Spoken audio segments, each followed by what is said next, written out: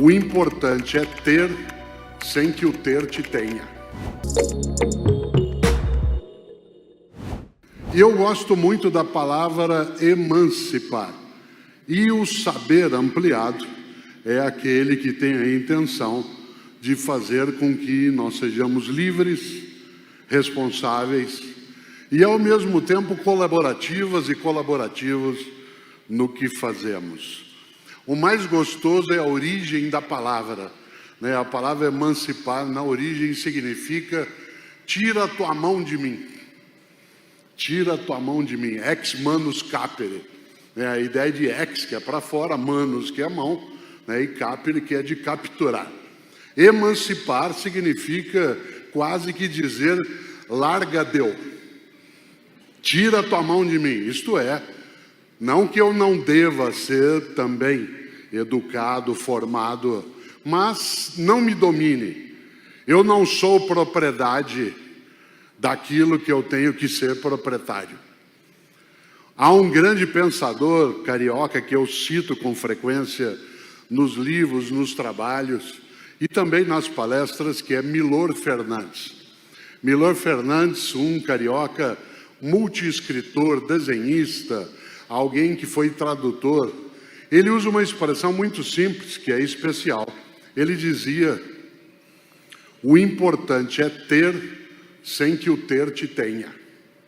O importante é ter, sem que o ter te tenha. Isto é, não seja possuída por aquilo que você possui, não seja propriedade da tua propriedade, não seja serva daquilo que você tem que ser senhora ou senhor.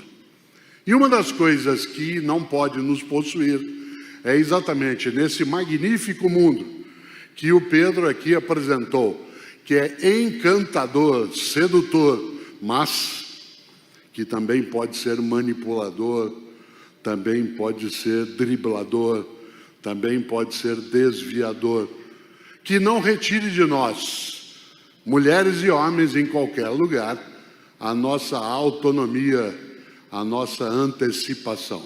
Nesse sentido, é preciso que a gente não perca a capacidade de pensar mais e melhor. Mais e melhor com a nossa cabeça, com a nossa força, com a nossa inteligência, com o desejo de construir uma vida que seja benéfica para todas e todos. No dia 20 de maio, nós temos uma lembrança de um pensador francês que faleceu em 2005, exatamente nesse dia, um filósofo chamado Paul Ricoeur. Paul Ricoeur é um dos grandes pensadores no campo também da ética. E Paul Ricoeur tem uma definição sobre ética que eu acho que vale demais. Ele dizia: a ética é vida boa para todas e todos em instituições justas. Ética é vida boa para todas e todos em instituições justas. Isto é, vida boa, a vida em que a carência tem alternativa, o desespero tem caminho, o sufoco tem possibilidade de escape. Tudo aquilo que faz com que nós tenhamos decência na nossa convivência. Vida boa para todas e todos em instituições justas. E uma instituição justa é aquela que auxilia que essa vida boa, de fato, ela seja para todas e todos, na família, na escola, na empresa, nos governos, nas instituições, nas igrejas.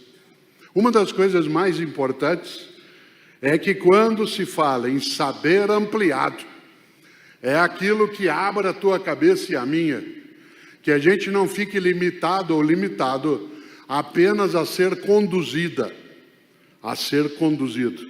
Pedro lembrou aqui a ideia do gado. Quem aqui é do interior? Eu nasci em Londrina, no norte do Paraná, embora viva em São Paulo, na capital paulista, há 54 anos.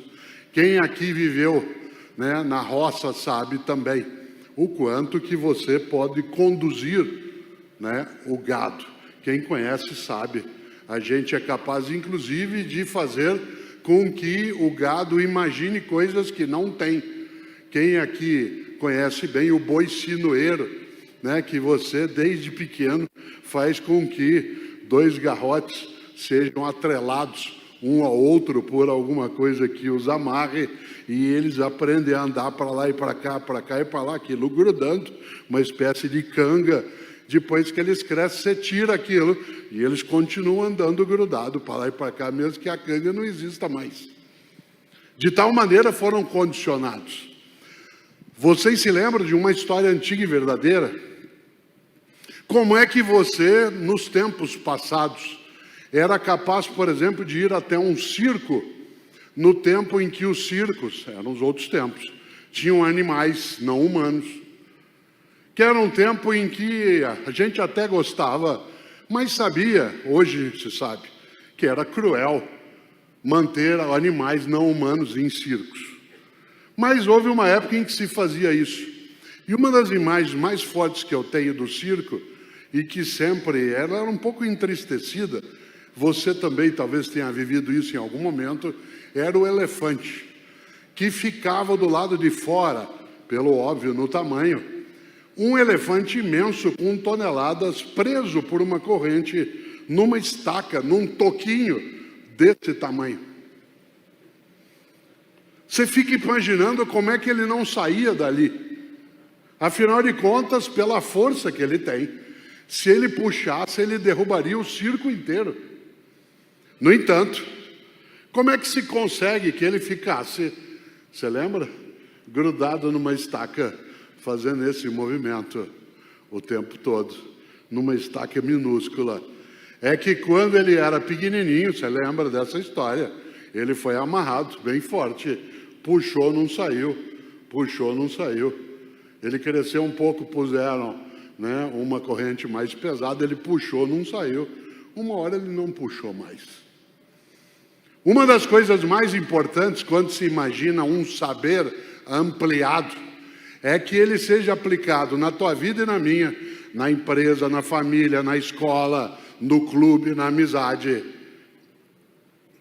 Para que a gente não deixe de experimentar a reflexão crítica, a reflexão que gera a emancipação e, portanto, que nós não sejamos dominadas e dominados e não nos tornemos pessoas, tal como tristemente a figura do elefante do lado de fora do circo balançando.